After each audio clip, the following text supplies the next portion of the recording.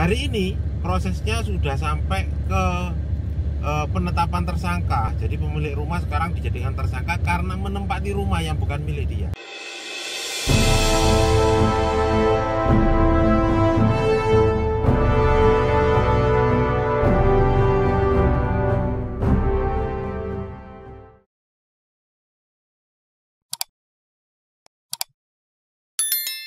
Ya, terima kasih teman-teman sekalian. Jadi pada kesempatan kali ini saya akan membahas tentang masalah hukum. Jadi gini, beberapa waktu yang lalu, jadi ada satu kasus, historicalnya itu A. Jadi seseorang ini punya sertifikat, gitu ya, punya sertifikat. Kemudian sama dia, sertifikatnya itu ada di bank karena macet, dia ditebus sama rentenir senilai 1,5 miliar. Nah, akhirnya sertifikat ini ada di rentenir, gitu ya. Karena pinjamannya 1M, terus dipotong biaya-biaya, akhirnya dia terima hanya 200 juta kalau tidak salah. Tapi akadnya dengan rentenir itu 1,5 miliar. Nah, ini teman-teman sekalian. Kemudian rentenir itu menyampaikan bahwa dia butuh uang. Nah, sama rentenir tadi, sertifikatnya dimasukin ke bank. Dengan nama PT. Nah, agar bisa masuk PT karena atas nama orang, maka anaknya tadi dimasukkan dalam jajaran PT. Sehingga karena anaknya ada di dalam jajaran PT, maka bank menyetujui, sehingga terkucurlah kredit sebesar 3,5 miliar. Nah, untuk apa duit yang 3,5 miliar itu? Yang pertama itu dipakai untuk modal PT, katanya gitu, karena anaknya bekerja di sana dengan macam-macam lah. Nah, si punya sertifikat itu hanya dapat, tidak salah, 50 juta.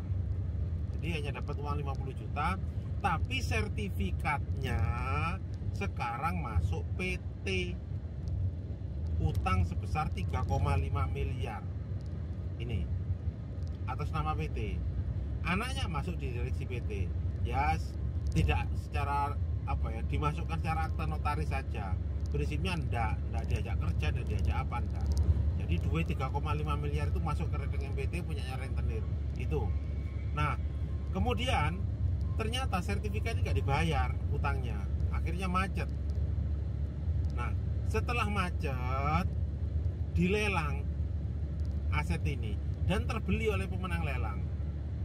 Nah, oleh pemenang lelang mendasari risalah lelang, maka sertifikatnya dibalik nama atas nama pemenang lelang. Nah, setelah dibalik nama pemenang lelang, maka pemenang lelang kemudian melaporin ke polisi bahwa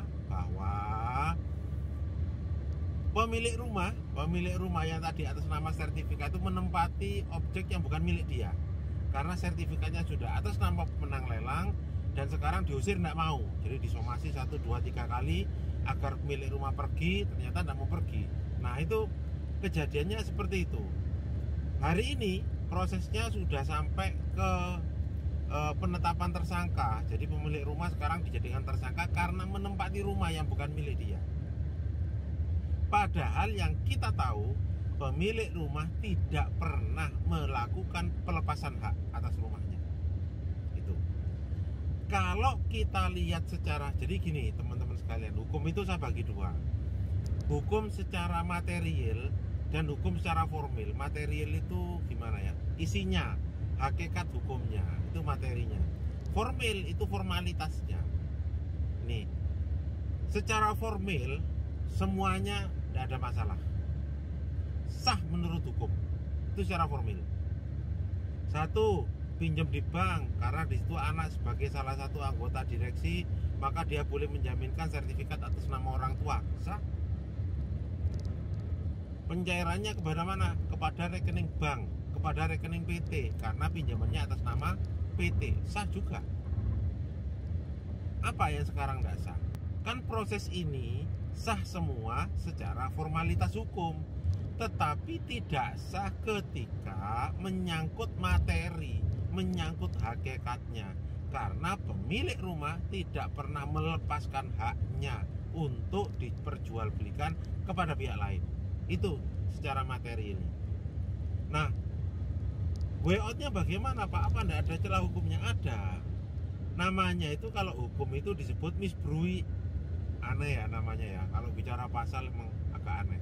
Nah ini aneh-aneh, hal yang aneh. Namanya misbrui atau cacat kehendak. Keinginan saya tidak seperti itu cacat kehendak. Jadi harusnya dalam proses ini, saran saya bagi teman-teman sekalian, itu kan ada laporan pidana, ya, ajukan gugatan perdata, di mana nanti ada peraturan Mahkamah Agung yang menyatakan apabila dalam pidana dan perdata itu jalan, maka yang sampai di meja PN dulu yang harus diperiksa. Jadi kalau saran saya, jadi gugat dulu. Gugat perdata kan cepet lah, 1-2 minggu kan sudah masuk ke PN. Nah, mendasari itu minta kepada kepolisian agar proses pemeriksaan pidananya dihentikan karena ada gugatan perdata, yaitu perbuatan melawan hukum, misbrui namanya. Jadi seperti itu. Nah, mendasari misbrui tadi, maka dari kepolisian akan dihentikan perkaranya. Nah, sambil nunggu hasil keputusan di pengadilan.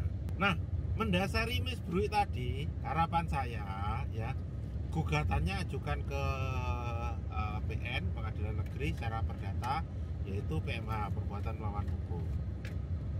Kalau nanti konstruksi hukumnya seperti apa, silakan tunjuk. Mungkin teman-teman ada yang bermasalah, kan kemarin nyampaikan ke saya dia udah punya pengacara, sampaikan aja ini advisnya dari Pak Junaidi seperti ini ya, atau dari teman saya yang pengacara seperti ini. Kalau emang nanti nggak jelas, boleh kontak saya, kita sharing, kita berbagi, atau kita diskusi terkait dengan masalah misbrui. Itu dulu dari saya, semoga bisa bermanfaat video ini bagi Anda sekalian ya. Terima kasih.